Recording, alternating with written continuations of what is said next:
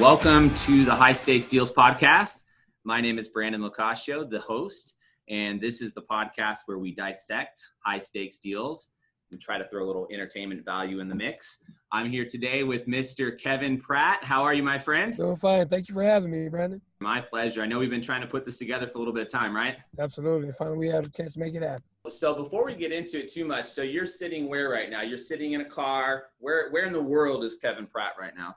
Well, right now I'm sitting in the car and in Woodland Hills, California, just kind of looking at observing some of the real estate assets that have been affected by the COVID impacts. And so I'm in a parking lot where it used to be a movie theater and a mall. It's called the Promenade Mall, and it's deserted. So I haven't been here in LA for quite some time since the COVID impact, but it's interesting to see just how vulnerable the real estate industry, just not just in here and in Woodland Hills, but by and large across America, how vulnerable a lot of these assets were to disruption. Yeah, and you don't really think about it from that standpoint. I think the average person drives around and they see a big office building, they see a restaurant, a mall, a this, a that, a movie theater, or whatever, and they assume, okay, it's well-financed, it's owned by some huge company, like nothing can ever change, right? But interesting, I think this whole pandemic was a reminder of just how easy the system is, if you will, to be disrupted in that regard. Absolutely. It totally reshaped how I think about the design build of mixed-use assets, which I focus on. I'm sure we'll talk a little bit more about that in the podcast. It even helped me see, some of the areas where that needed to be addressed in my planning program, so that if future events, hopefully not, but if it were, interruptions to the internal systems would be able to run more on a resilient basis and operate efficiently. Which is a great point. It's almost like we're living a real set of case studies right now on this whole situation, right? Absolutely, right. Back in a few years, there'll be something probably written about this, like the great case studies of the 2020 pandemic, right? So, by the way, Khevin, so I thought I was the only one that drove around for fun and just stared at real estate. And, I do this from time to time. I do it with my fiance sometimes in the car, and I drive her crazy because we've got to go do something, especially if it's her day off and I'm with her. I'm like, hey, babe, hold on, let's go look at this housing development, or let's go look at this piece of land. You drive around, look at a lot of land, or what? Is that something you really enjoy? Oh, I love it. I actually focus on developing raw land into mixed-use entitlement assets. Right. So I typically go out and I created a model called DEV 4.0. It is designed in response to California's affordable housing, but I actually designed the model to be a force that could be developed in any marketplace. And I know some areas where you have high heat, extreme, like in Las Vegas, mm-hmm. and then extreme cold weather like you have in New York and in New Jersey and those climates. But I think from economically speaking, that the DEV 4.0 model that utilizes modular technology, I can really look at not only how to maximize the land in terms of its efficiency, but also the building efficiency. And once you have the certain variables that you consider, and you build the model off of, let's say 50% or below of an area's median income, there were some interesting things that I was able to discover and was able to test mathematically. And I'm very excited to do my first project here, which is staged to be in Las Vegas. Wow. For people that might be listening going, okay, modular, right? So like to unpack that for a second. So modular, what do you mean by that? You mean a mobile home? Do you mean a home built in a warehouse or an offsite facility and it's mostly put together and they come drop it on a piece of land?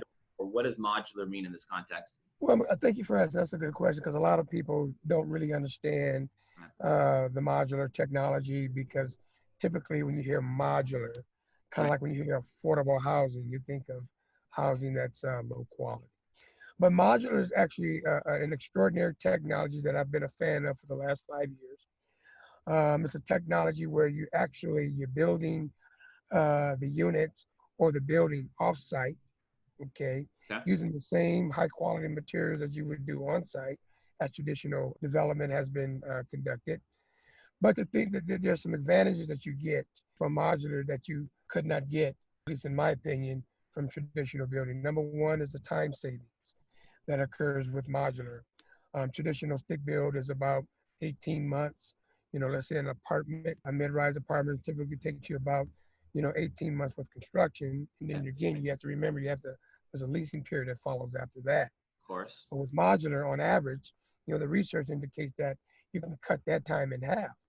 So you can see just in terms of the time efficiency with modular, in terms of how much interest could be saved than traditional, because you're able to get people in a building and able to start making money instead of paying all that interest over that time. So that's one advantage. The other advantages of modular has to do with a lot of what I call project efficiency. Project efficiencies can come in terms of going to the city.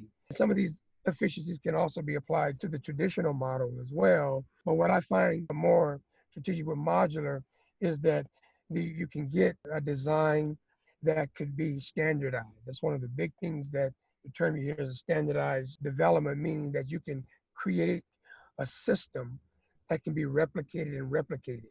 And if you can create a high quality system that can be replicated, then your costs traditionally will go down on a per unit basis. And that's something that's really important when you're talking about addressing affordable housing in areas like New York and in California and high places of LA and San Francisco, where land cost is just so egregious that it makes it nearly impossible to make things affordable. And so having some of these project efficiencies, these design efficiencies, having a city that's willing to work with a developer to fast track entitlements and approvals adds to further the reduction in the cost on the total development that helps make housing more affordable for those, working class and seniors. It makes total sense. And being a builder developer as well, right? We understand that time is probably your biggest gift or curse, depending on which side you end up being on it. But you're exactly right. When you can systemize something, if these products and these, if it's walls, if it's pieces of the roof, if it's joists, if it, whatever it is, right? And they're being constructed almost like a car rolling down an assembly line in some beautiful factory somewhere, and it's being shipped onto the site, and everybody knows exactly this floor plan is always the same, this floor plate's always the same, these walls are always the same, whatever it is. You're exactly right. At the end of the day, you can have a product that could be less expensive in terms of the final sales price to the buyer, less expensive as far as the lease rate. Yeah, because you can mass produce. You can mass produce, and you can put on, and I'm talking about high quality. I'm not talking about, when I say modular, we're substituting something in terms of to make housing affordable using cheaper, materials. No, I'm talking about using very high quality materials and finishes, and but not so much as looking at it in terms of reducing those quality components that go into the traditional model, right? Making those substitutions. No, we're using high quality stuff. We can use lower quality. When I say lower quality, I mean we don't have to use union labor. Right. So that adds an expense. So we can use unskilled labor to accomplish basically putting a Lego system together. And so these are the things that I see that modular can add the cost advantages, waste, right. Which is a big aspect of traditional. You don't get that type of waste in modular. Go to any job, right? Go to our job down the street where we're building the 89 condos. And, if it's the framer, if it's the concrete man, if it's the whomever, we're going to get ready to start doing drywall soon. And you'll see tons of waste that'll be on the site. And inevitably we'll be throwing, the excess material away on a continual basis. And I didn't really think about that. And one thing I was thinking about was, me even being in the business, knowing probably very little about, this type of product, but knowing enough, when I've seen this type of modular product, or if I've heard it being discussed, I've always associated it more with like houses. Like in other words, I'll give you an example. There was a building company they sold. I think they sold to William Lyon a year or two ago, but RSI Homes, Ron Simon, he was a big cabinet manufacturer. And because he had these facilities making cabinets, he had a whole building division, RSI Homes, and they were putting out, I don't know how many homes, maybe 1,000 or 2,000 a year. Maybe I'm off, maybe it's 500 a year, but I think they got to be a nice regional size builder, which is why the General William Lyons company, you know, purchased them. But all of their homes, you would drive down a neighborhood, it looked like Pulte or Lennar or anybody else built these homes. I mean, there's no difference, but they were largely offsite and plopped down, right? And that's, for lack of a better description, plopped down, but there it was. And so for me, when I think of modular, right, the system product, I think of like, okay, maybe that's something you can do for one-off, you know, a production of 10 houses or 100 houses. But I've never seen personally, and maybe I'm just out of the loop, but I haven't seen a lot of people yet doing it for like 3, 4, 5-story mid-rise condo apartment type buildings. But I think it's fabulous, and I'd love to see more of it. And I'd love for us as a GC to get involved with it, because I do agree it's probably in some part the way of the future. Absolutely. I do. I really believe it's the way of the future, the way we need to be designed. But it's just going to be those. And there's nothing wrong with, you know, other developers want to stay with the traditional model because they feel that it's such a learning curve, and they're already made, you know, lots of money, and they've put out lots of units. So why reinvent the wheel?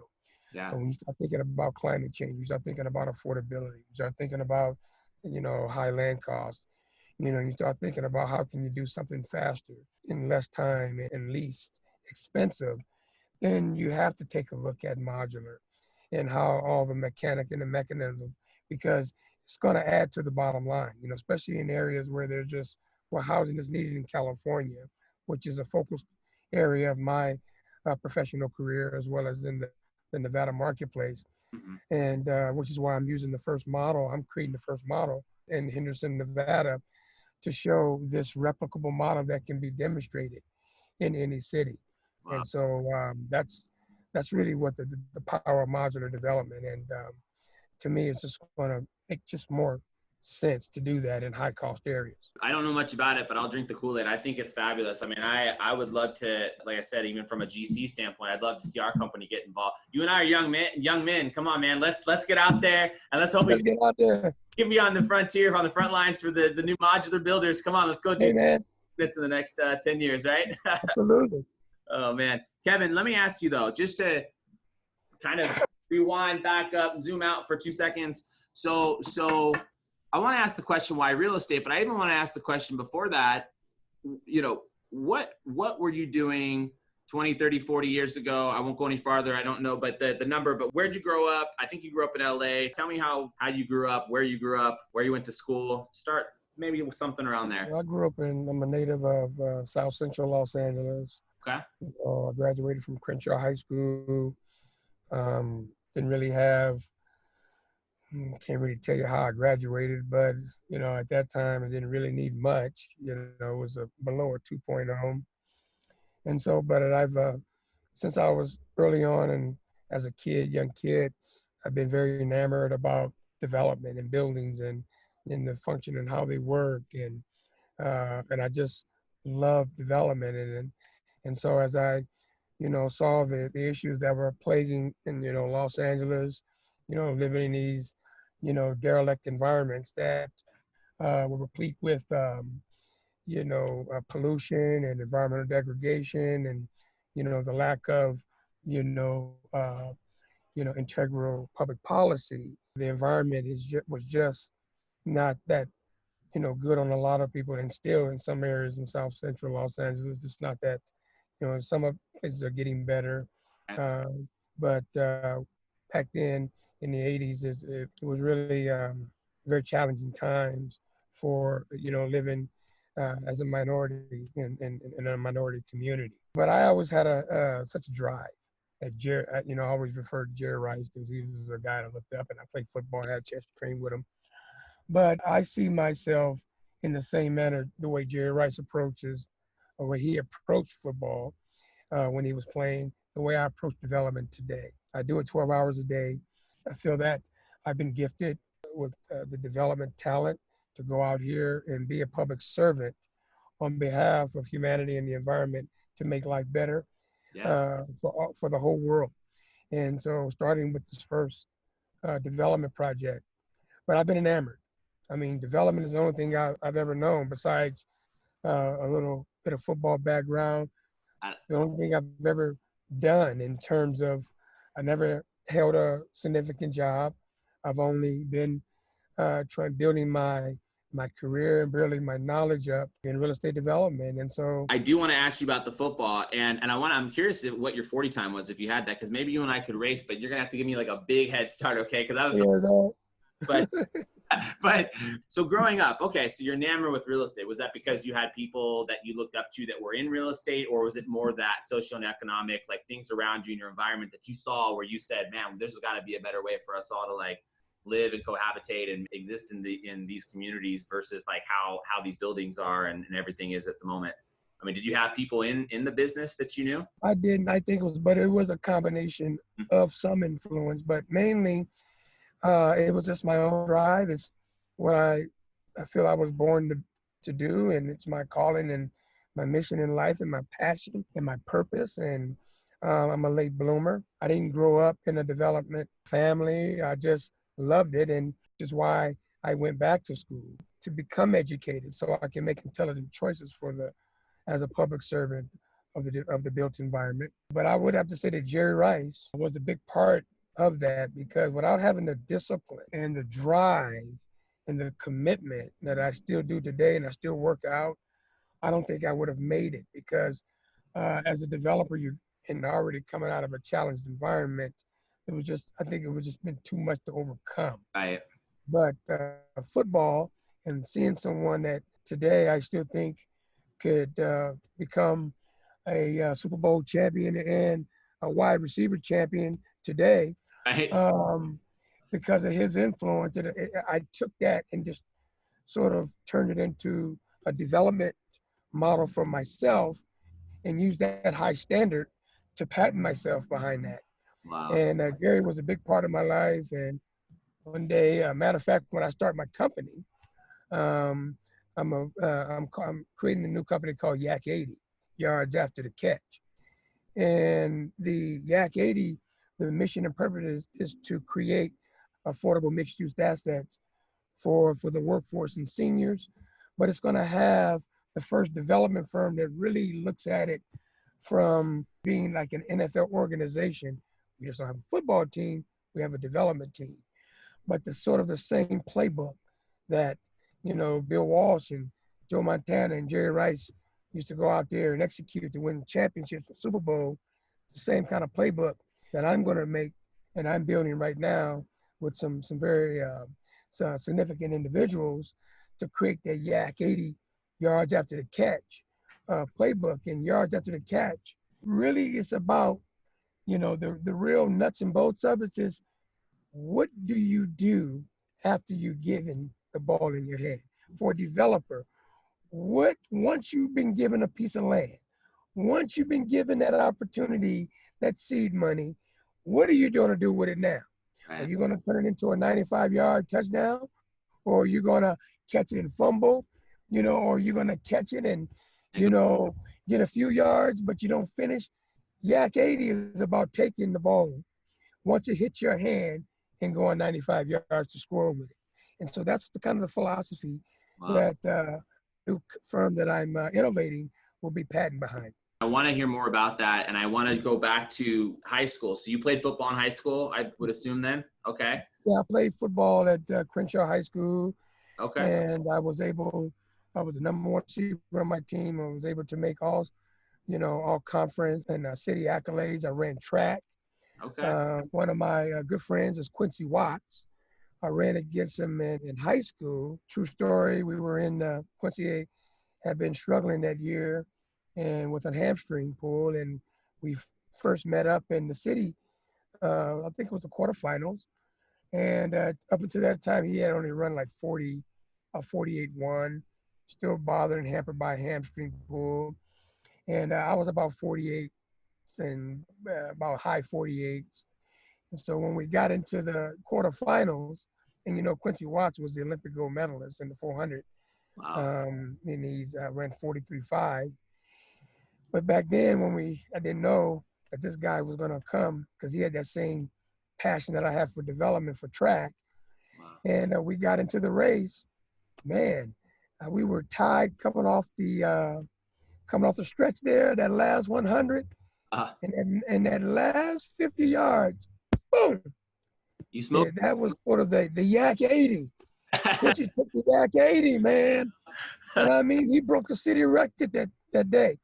Wow. And I even ended up running, my fastest ever was into the 47s.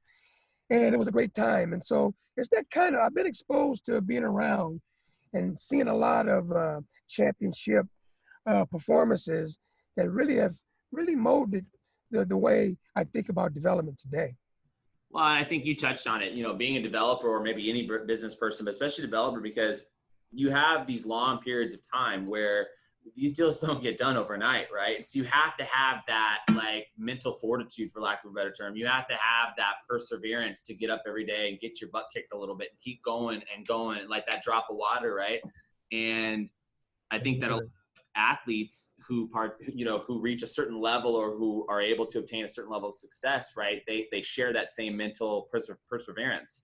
You have to, because it's so competitive. And you're always faced with that next challenge. And by the way, the 400, it's one lap around, right? One lap around. Because in track, you have you could sprint the 100 yards. That's right, the short yards. And then you've 200. Got one lap. Yeah, one lap. Okay, so but that's tough because even like a straight 100 meters, right, 100-yard dash, excuse me.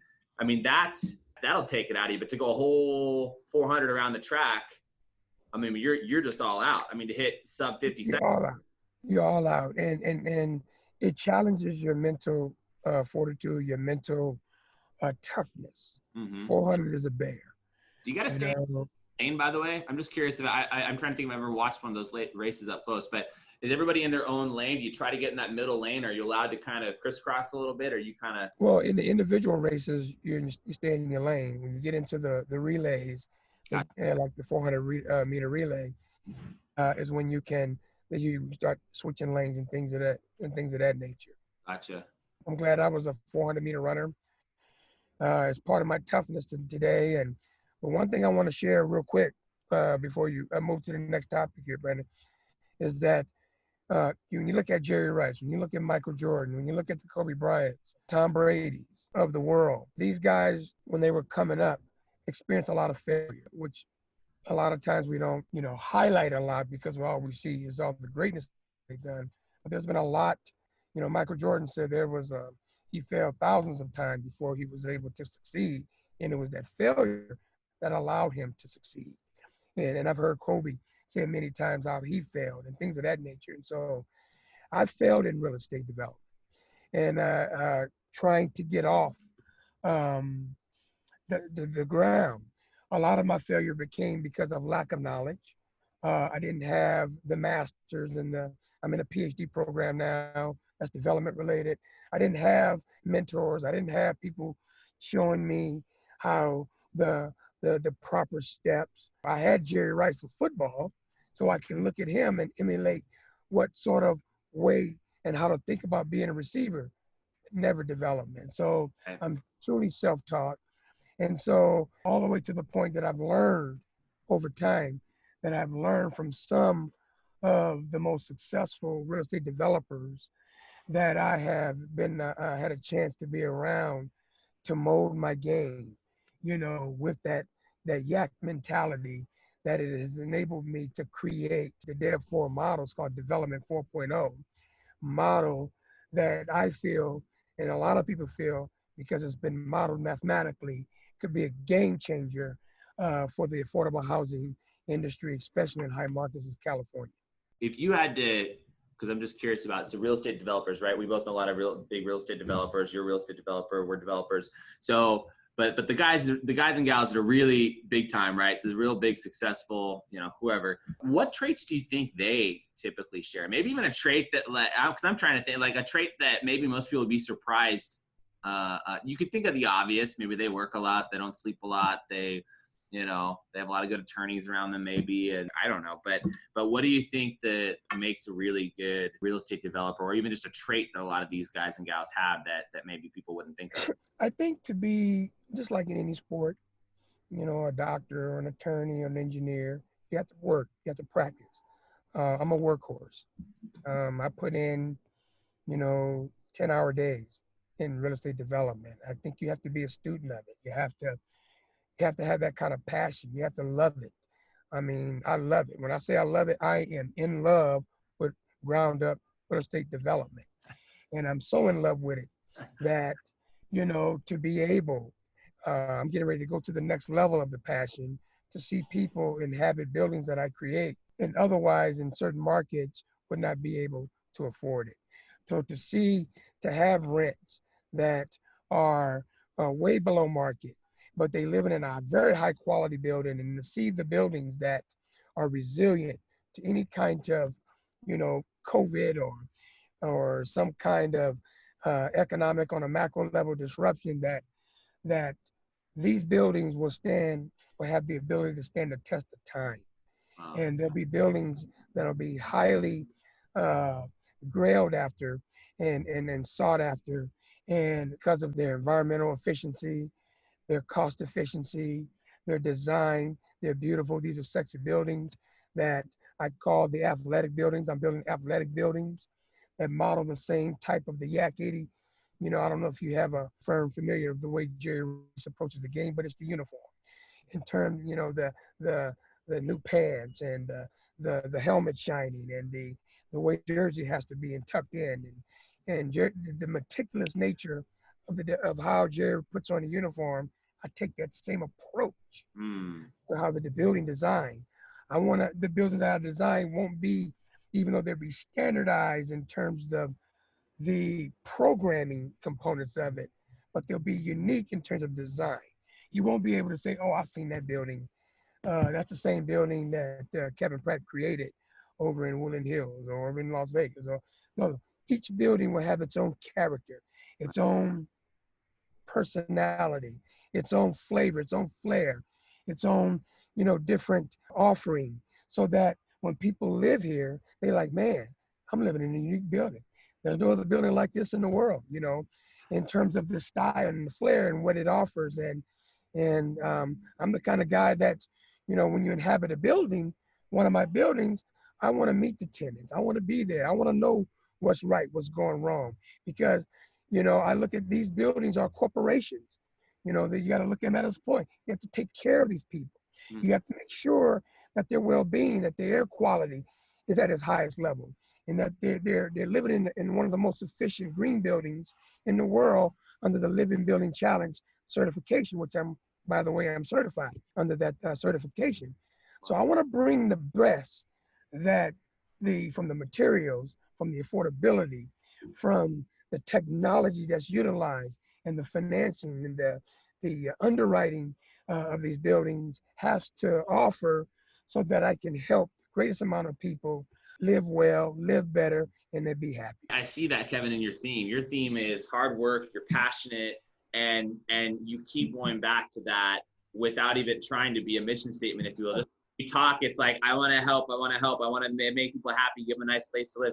I think it's really cool. I mean, that's really something special that more developers probably should have, right? I think that's absolutely good time for that type of focus. I want to ask you about this just quickly. So you played football in high school. Then you went on to were you playing football after high school? I ended up going to community college, El Camino College. There, I was the #1 wide receiver. I made first team all honors there at state as a freshman. We lost the national championship game. We were playing #1 versus #2.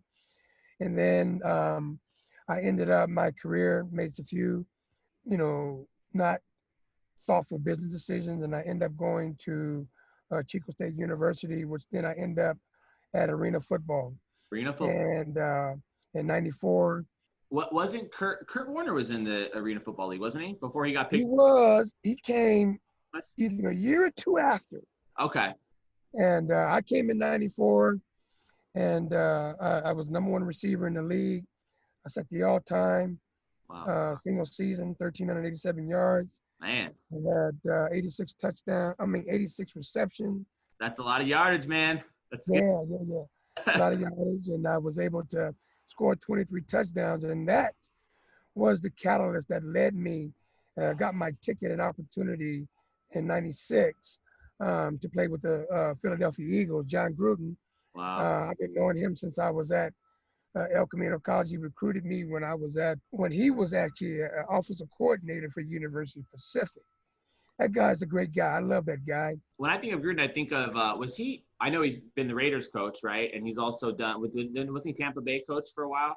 Tampa Bay coach. Well, he started at UOP as far as I know. Okay. He came over my house, met my family, and back in '89, and was trying to recruit me as his receiver up at UOP, which is University Pacific up in Northern California. I didn't end up going, but I kept the relationship. Had a lot of respect for him, his brother as well. I played in '97 with Jay Gruden, and he was the offensive coordinator. I was a specialist there. And so he ended up being the head coach of the Washington Redskins. And so he was instrumental. It was actually Jay that was instrumental that connected us. We were working out in St. Petersburg, Florida. He was the one that connected me back with John. And I went out there, had a great workout. And he's a great guy, man. He signed me. And he's still a great guy today.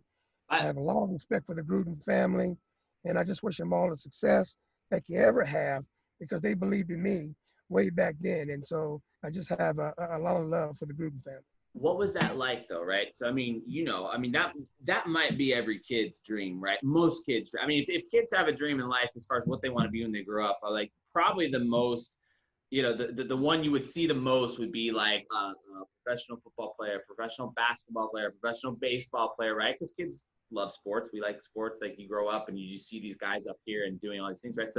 So when you'd already had success, and when you got signed to an NFL team, was that like a surreal experience? Were you like holding the pin and you're like, whoa, I just signed this damn thing? Like how did that feel? I believe that I was going to get into the NFL. I would pray every day. I'm a Christian. I would pray to God. I would just thank God that, I believe I'm going to get into the NFL. I believe I deserve to be there, at least have an opportunity to show.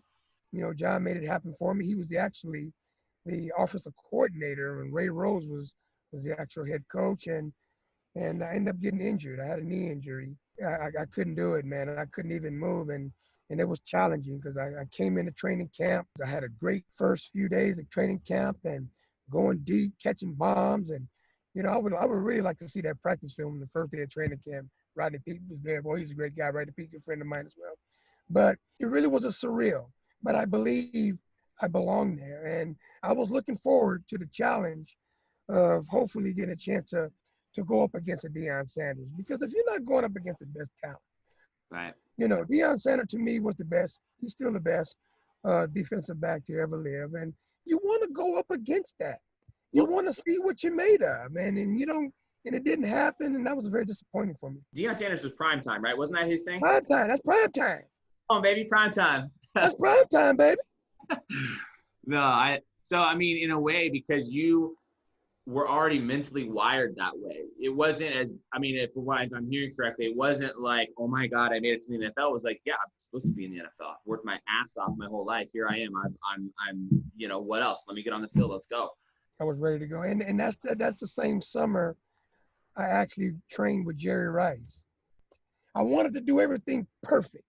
And, I remember it was so funny. I remember right before we were getting ready to, I had a great workout with him. And it was like the last play. I think Steve Bono was out there. And I said, Steve, I want to end my day on a deep route. Right. So we end up going a deep route. I'm flying down the field, catch a deep route. Right. So as I'm jogging back, I see Jerry Rice. He come back. He said, I got to have that same thing. Oh, no. He had to have the last one. I'm like, man, that was awesome, man. He just had to have. He would not end the day with me or anybody, for that matter, getting the last play for the day. So that shows you the competitiveness of what it takes to be great in anything. And I have that same type of drive and competitiveness in development. In development, really, that's my calling. Football was just, I had the discipline. I couldn't be what I am without the football part. Right. You know, and I didn't know that at the time because I was really playing football because I didn't know any kind of way to get money legally, to get money and to do it above board and to do it based on, you know, the sweat off my back, you know, and I ended up achieving a lot in football, but it was really a prelude to my real calling, and that is to be hopefully a world developer. What was the 40 time? Bust out a number, man. I played in high school. I was not very good, but I was a wide receiver. But I'm trying to remember like what my 40 time would have been if it was like, you know, 4.6 or 4.5 or 4.4 or 4. I'm just pulling random numbers out because I don't know what is a good 40 time. And by the way, what was your 40 time? Good 40 time. I'm gonna speak for more of a position wise as a wide receiver. I ran on grass 4.30 on grass. And, you know, the grass was manicured. It was tight. It looked like NFL grass. And I blazed it. I was ready. You remember I was a track guy. Oh, yeah. So I ran that 400. So I had a lot of stamina.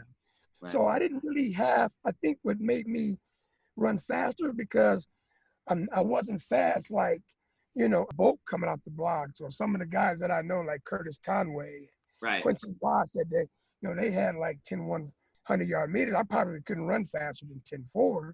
So these guys were a lot faster. But the quarter mile stamina allows me to hold speed much longer. Then you can get down the field and I can get down the field. Yeah. I can get down the field, and you know, it doesn't hurt, I should say, to have a few of Jerry Rice's moves in there, his post moves in there to get you free you up.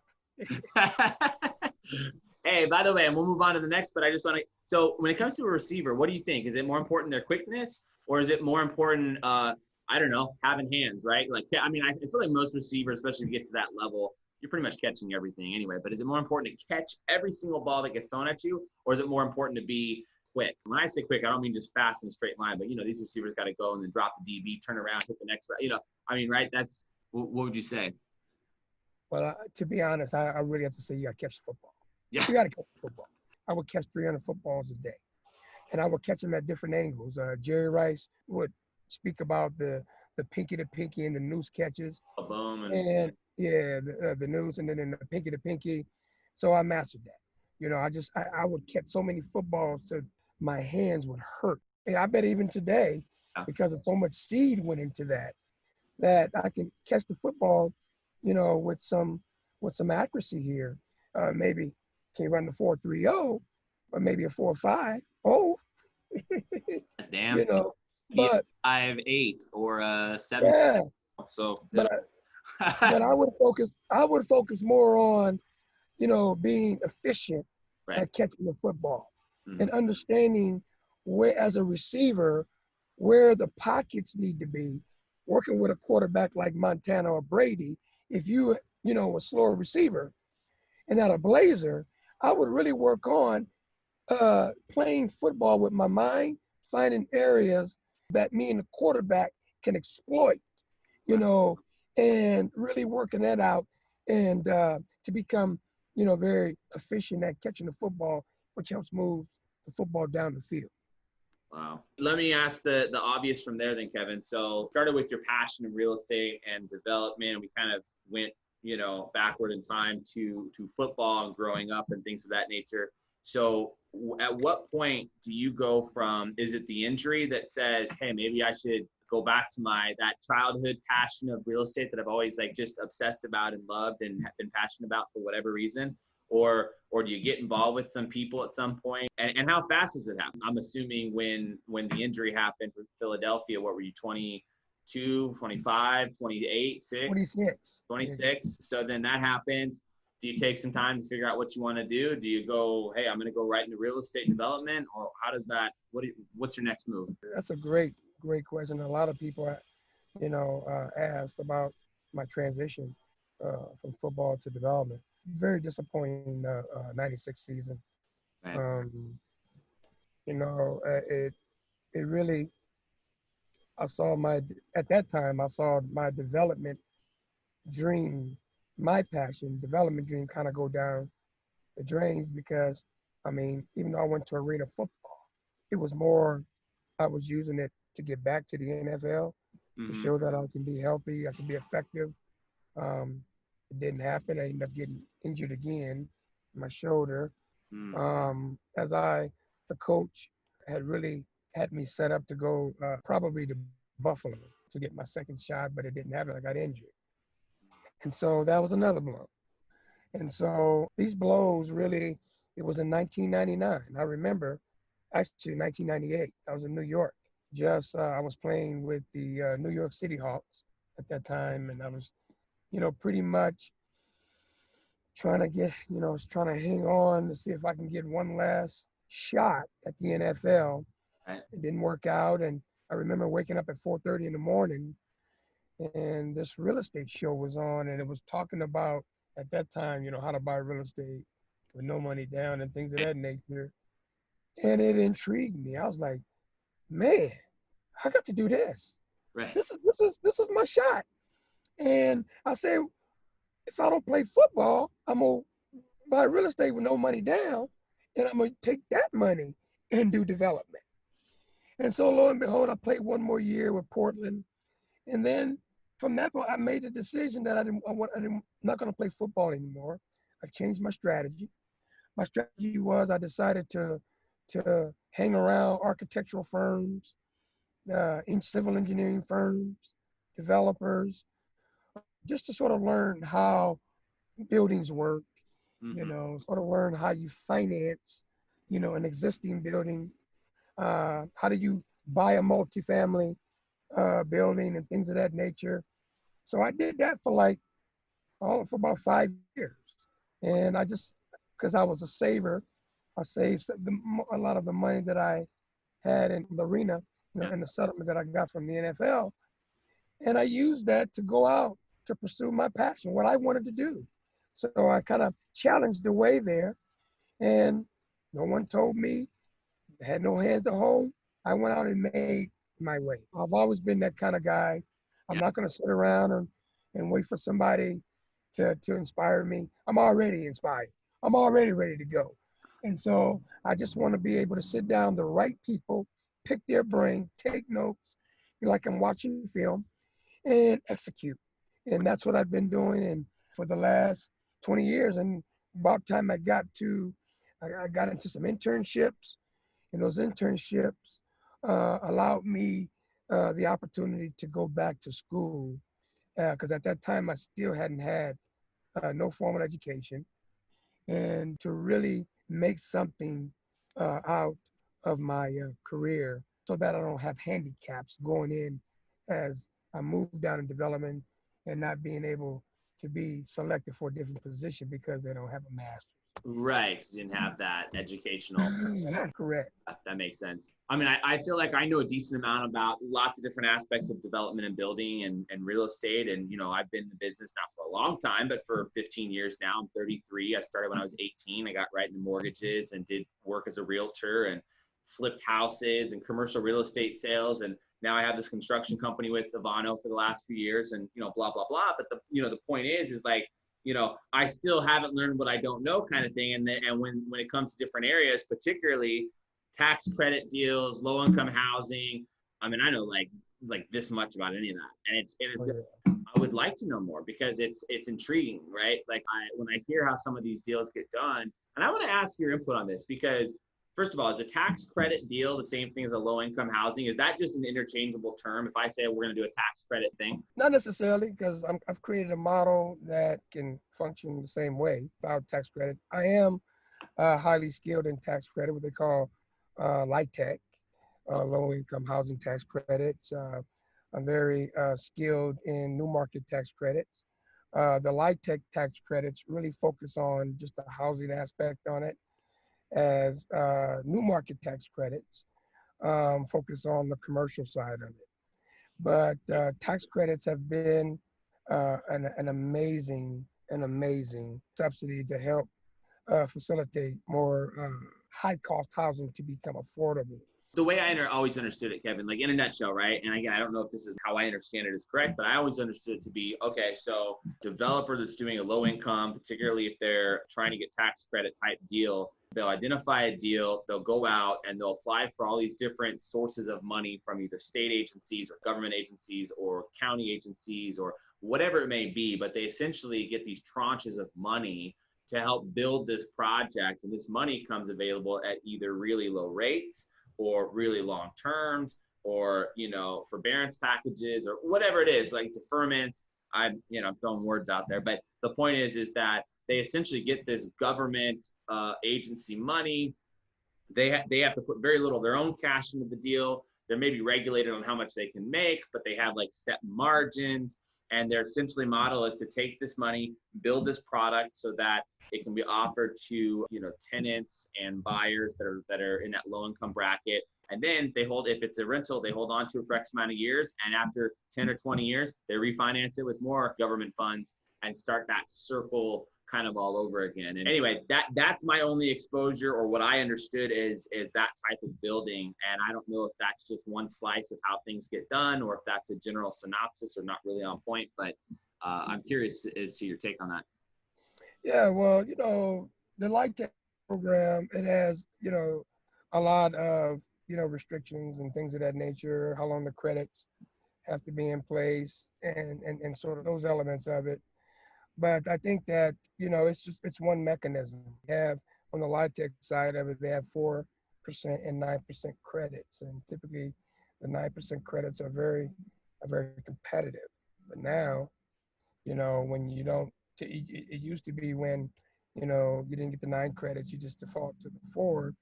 But now there's so many affordable housing developers with their hands on the 4 credits. So now the 4 credits are becoming more and more, you know, sought after, which is just going to drive the demand up for the credit. From my point of view, it offers another question, I should say, raises another question of how are we going to subsidize these credits, because we can't give them to everybody, well, because the state has a cap. This is where I think the opportunity zone can become a real game changer as subsidy with the Light Tech credit. And so developers in today's environment have to start looking at other mechanisms, buying land under market value in prime secondary markets, and not taking advantage of a different, you know, development technology like modular, and then looking at project design and efficiencies that can come to the table to make housing, the cost of housing go down so that it can be affordable without sacrificing quality.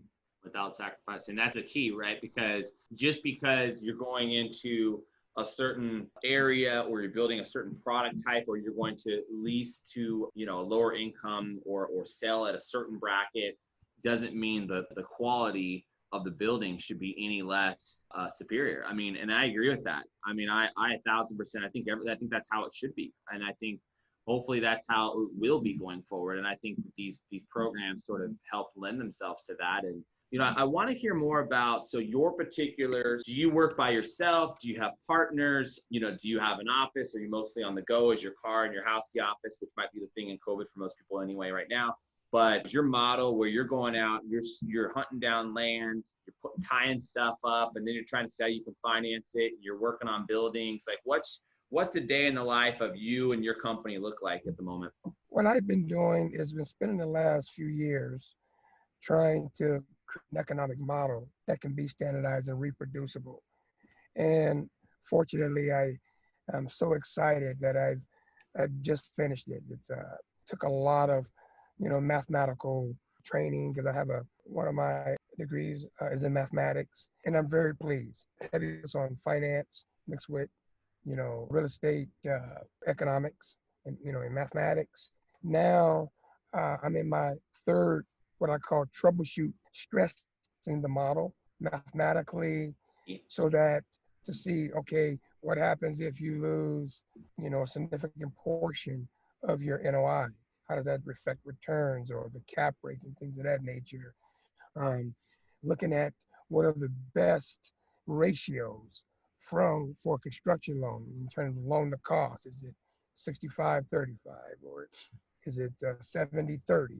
Is it, you know, 50-50? Is Right. it 80-20?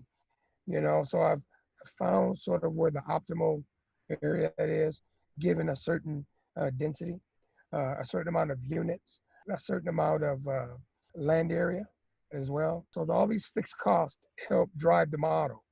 And so I'm going into my third iteration and, with my team, and we've been very excited to see that what's gonna, is gonna happen out here in Las Vegas. Wow. But typically I don't work alone. Developers don't work alone. I like to see that. For every developer that works alone, I'll show you a building that never got built. Yeah. But developers work typically with a skilled and accomplished development team. This includes the city that you're working in being a part of that development team because they're part of, the approvals and things of that nature. So you're going to need to have a political staff that's in agreement, that supports the development that you're bringing to their community, and that is going to bring the kind of economic impact, Right. not just for the city, but for the community. You also need to think about creating development that benefits the community.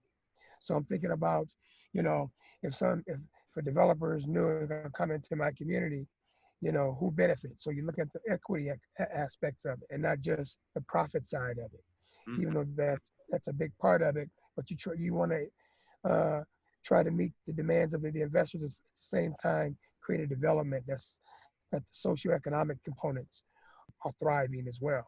Right. You got to get that civil engineer, you got to get your architect, you got to get your market analysis, a lot of my data, mostly all of the how I create the inputs, I should say, that go into the model that create these financial numbers are market driven. So I use CoStar, RealPage. I use firms like Myers Research. So Right. I get highly reliable and reputable data to drive the model. So I don't just come up and say, oh, I think we should have 650 square foot units. Right. I think our 2 bedrooms should be, let me see, 1,100 square foot. Why? I just have a hunch that should be. Now, everything I do follows a playbook, a marketing playbook. So I look at the market and I look at the trends of the market for the past 10 years so that I can make informed decisions for the financiers Mm-hmm. and for those private equity companies and for the city and the community so that the development that I'm putting together will hit all those buckets, which requires a developer to not get emotionally involved into the processes of the analysis part that would drive how you conduct and what unit mixes and what financing programs and what equity you should and what how high the development project should be or what the setbacks should be or what the parking ratio should be. Do you Those decisions are informed by market analysis. do you think that a lot of developers maybe are too hasty? They go into deals quickly. This is what my gut tells me, or this is how I've done it before. Do you think that that's how maybe developers sometimes get smacked on the butt, kind of so to speak, or they get their prize and the deal doesn't work out the way it should because they didn't? Because see, I know people that will say, okay, yeah, but sometimes you listen too much to these outside consultants, bean counters, whatever you want to call them, right? Like you can listen too much to these analytics and you're not being gutsy enough to get ahead of a curve and maybe make a decision. I mean, when you look at information yourself personally, are there times where you go, yeah, this is what the analytics would say, but I might listen to this, this, and this, but I'm going to cancel out these couple of ones because I'm really feeling different with my gut? I mean, do you kind of pick and choose a little bit on how you maybe within reason dissect that information? Absolutely. And the first part of your question about, my gut feeling about the developers, typically like a lot of developers go out on their own way. I'm looking at empty buildings over here. Yeah. I'm looking at, you know, development that as a whole, different classes like your retail and your offices and some of your multifamily. When you look at that, COVID exposed a lot of that intuitional thinking that these developers have. And it comes from success. It comes from, I know I can build on that site, this market, I can build at a 7 and I can sell at a 5.5. Right. So I know I got 150 bips over the spread to cover I know that. I can do it all the time because I got 3 other buildings that I've built that I've been performing with no problem. But the thing you have to realize is, yeah, you have a building that has been performing, but it's always been vulnerable. Right.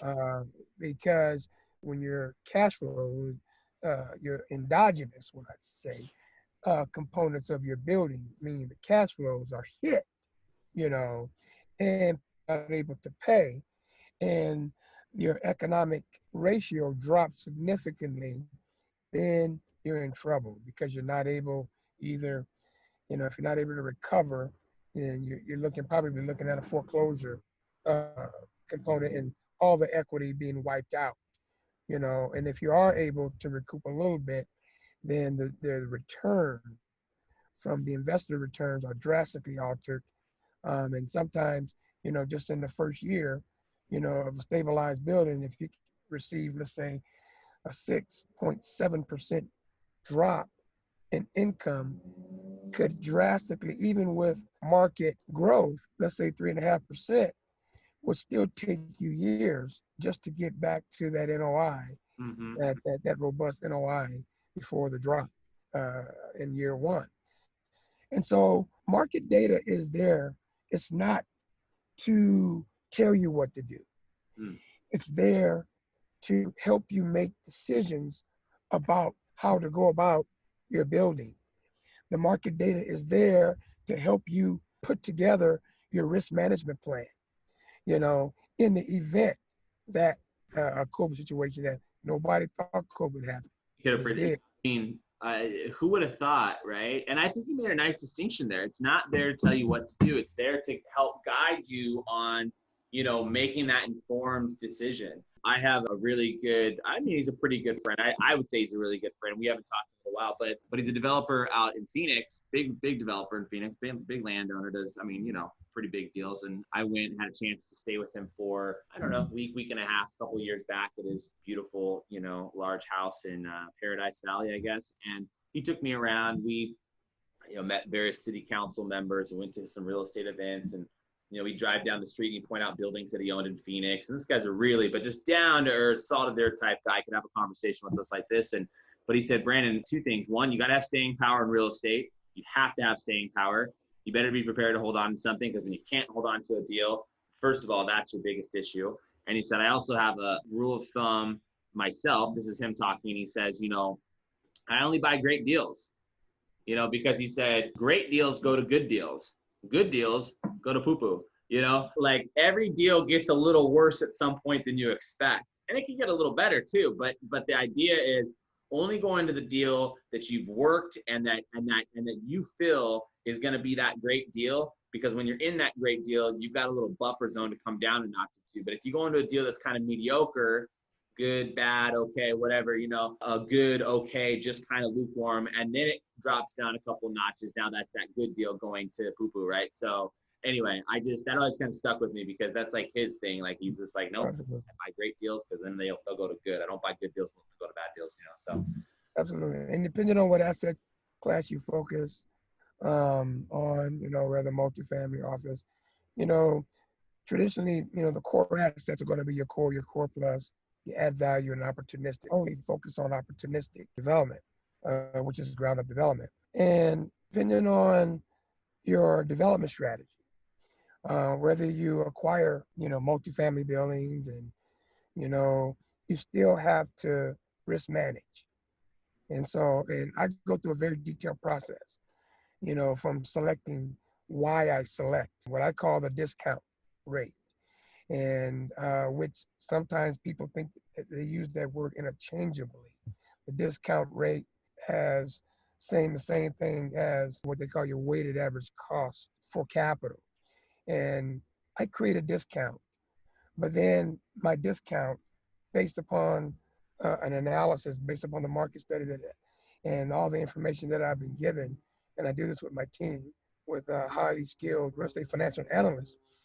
And then I create what I call a risk adjusted factor that goes, the discount rate goes into that equation and out kicks which is weighted average cost of capital or the risk adjusted rate. It could be sometimes called the hurdle rate because it's the hurdle you have to get over. Good. But it's really the weighted average cost of capital.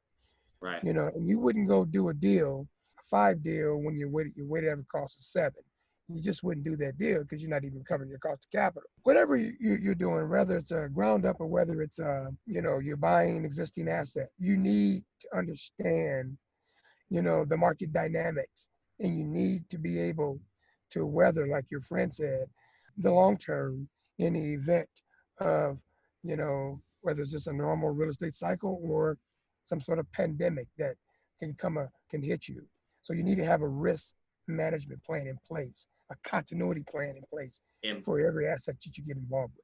Almost like a pilot, right? Don't pilots have a number of scenarios of things that they train for and they expect? Worst case scenario, bad case scenario, worst case scenario, whatever this happens, I do this. This happens, I diagnose it 3 more ways, I do that, So it's kind of that same idea of not just having a plan A, but having a plan A, a B, a C, a D, and then backups to all of those and how you address scenarios. Absolutely. And for a developer from ground up, it starts right off the top from your meeting with the city, with the community, the land that you're selecting, how you negotiate that contract, the timing of it, the amount of that, the back of the envelope to a detailed cash flow Excel spreadsheets, the development team selection, the entitlements, through construction, operation, management, and ultimately disposition of the asset. Man. Well, Kevin, I know that, you and I could talk for hours and hours and hours. I know we don't have a ton of time, although there's like 5, 6, 7 more things I want to ask you, but maybe we're going to do a second, maybe we'll do a second podcast for, some of those other things. But one thing at least I want to bring up is, so, the name of this podcast is High Stakes Deals. It's really to talk with fellow real estate guys and gals, talk about how they got started, put in some personal spice in there. I think we've done that, which has been really cool. But I want to know, like, what's a high stakes deal, if you will, that you're either currently involved in? Maybe it's the development of your Yak 80 program, the deal meaning setting up this new program, or a particular piece of land you're involved in right now, or maybe something you've been involved in the past that either went well or it went to crap fast. But what's a deal if you thought you could share an interesting high stakes deal with our audience that they might get a kick out of and learn a little something for, 5-10 minutes here? Really, it's very simple. It boils down to understanding and I'm speaking from a ground up development point of view. You really have to understand the economics, the real estate economics, and how they all play out, because your building is tied to it. The second thing I would say would be high stakes is conducting and building a development project without sufficient third-party market analysis. I think you just set yourself up. I don't have to say much. Just look around. Right. There's a lot of developers that were very successful in the past, but COVID exposed them. So very important. You need to have a risk management plan. You need to really stress test your models, your performer, and to be objective and not to be overly ambitious on your objective model, not trying to squeeze every dollar. My models that I run are untrended, and untrended means I don't have any the normal growth, 2-3% growth added on every year. So you really want to look at your model just, stripped down, and if it's able to stand robust without all the extra growth that typically comes with, developers put on their annual NOIs, then you really stand yourself up to succeed. But if you're overly objective and ambitious about growth models because you're looking at, to your point, you just discussed this, you're seeing that, there are some markets where the growth rates as a result of COVID have been, man, I saw like 6-7% growth. Are you going to set your model to that? Right. I wouldn't. Yeah. I wouldn't, to be honest, I wouldn't set my growth model, nothing higher. I'll be just a little bit below inflation. Right. And so that's the second one, commodity is you got to have a risk management plan. And the third, I would say you got to work. You got to be a workhorse. You got to be a Jerry Rice. You got to be a Khevin Pratt. You got to work at it. You got to study it. You got to read. You got to love it. You got to understand what the market is doing on the macro level and in the community that you're going to be on a micro level, that the community that you're going to be involved in. You have to understand where the trends are going. You have to read. I read a lot. I do. I'm a part of a lot of different newsletters and publications because I want to understand what people are thinking, how people are doing, what other developers are doing. Mm-hmm. You have to be a student of the game and learn from those lessons, those lessons learned. Do a lot of case study reading, test things out.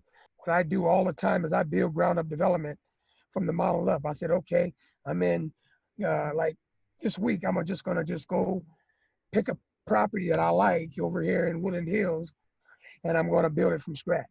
And I have this criteria that I follow, and I'm assuming I got that. I don't have this, So I'm answering all these the yes and no's. How do you think the market's going to be this next year? I mean, by the way, I know most developers, we don't really think in terms of years. It's more like, hey, how's it, what's the 3, 5, 10 year, whatever, but, for people listening rather that want a crystal ball, everybody wants to know what's in that crystal ball. Nobody really has a crystal ball, but what do you think 2021 is going to be like real estate market wise in general? You think it's going to be a good year, bad year? You think the stock market, I guess, is still booming right now? I guess there's still a lot of people out of work, maybe a lot of people still on unemployment. We just had an election. There's a split Congress, maybe still. I'm not sure. There's still things coming back on that. What do you think? Do you think next year is a really good sayonara 2020 and like a new great real estate? Do you think it's going to be similar to how this year was? What would you say? Well, I would say it'll be different for different asset classes. Okay. Depending on what because you have market rate developers, you have affordable housing developers. Right. You have office guys, and those you can be, in the downtown New York, or you can be the big box out there in the suburbs. Mm-hmm. But I think it'll be different from different asset class depending on what the focus is. But as an affordable housing mixed use developer, I think it's going to be exciting times, especially for the millennials who's. A lot of them have moved back with their parents, and when they move back with their parents, they're not going to be there forever, and that's a large portion. So that's going to create a lot of opportunity for new workforce housing, affordable housing in general, which is to me is the most stable asset class. Because when you can build right in the middle, and a bit of quality asset right in the middle, even if you have significant drops in, let's say, in rents in a multifamily building, if you have a very high quality building, then you will attract the A talent, those individuals that were paying $2,000 or $3,000, they'll come down. How'd you buy your building until things get better? So there's always, and you got the C class, those that are making, just below the B want to come up because the buildings are so nice and they don't want to be in 30-year-old buildings.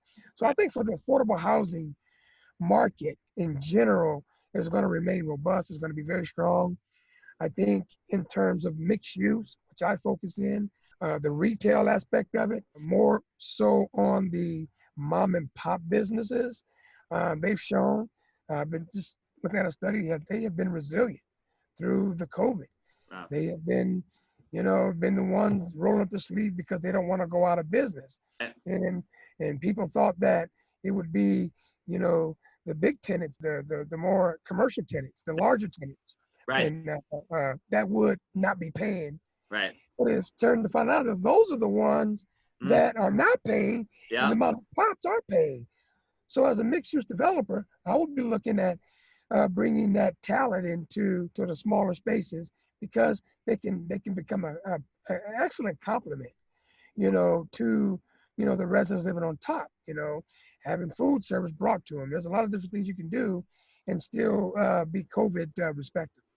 Right. Bob, Bob Sandwiches, Martha's Dry Cleaning, Jerry's Little Market, whatever, Ralph's Suits, like, I don't know. But the point being that, like, maybe those are they give character to the neighborhood anyway. And I think, and I think a lot of millennials and non-millennials kind of like that. We've all been sort of desensitized from the big box stores anyway. There's been so much for so many years since like the 90s when all the Targets and everything came out, and it was just like everything had to be this big giant Target or Walmart or shopping mall or I don't know, whatever. I would agree with that. And Kevin, I want to ask you one more kind of big picture question, right? Where do you see yourself 10, 15, 20, whatever amount of years from now? But let's say 10 years from now. Where do you see yourself and what do you hope to accomplish big picture in that time frame? I mean, what's your life look like, your business 10 years from now? Well, I think in 10 years from now, the goal, being very humble, is that I would have thousands of units, would have design build thousands of units that meet the target, what I call, remember the depth 4.0 model, probably having over, 10,000 units built and probably another 20,000 in the pipeline as well. I'm looking at creating a modular factory so I can help employ a lot of those, workers who don't need to be skilled to contribute to society and providing a much needed need, which is housing for the greater humanity.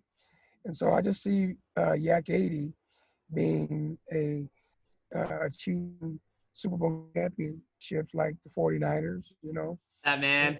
Yards after catch, Super Bowl champion. Yards after catch, man. Come on. Come on. Get it. I hope you'll let me and Ivano build some of your buildings. I mean, hopefully right there with you, right, man?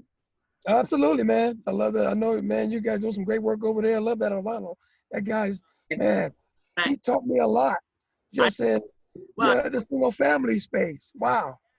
Well, see, and that was what I was going to say. I couldn't let you get out of here off this podcast without plugging us selfishly for a second. But, you think people should check Inland Builders out, Brandon and Ivano? Should they give us a chance to build their projects for them? Oh, absolutely.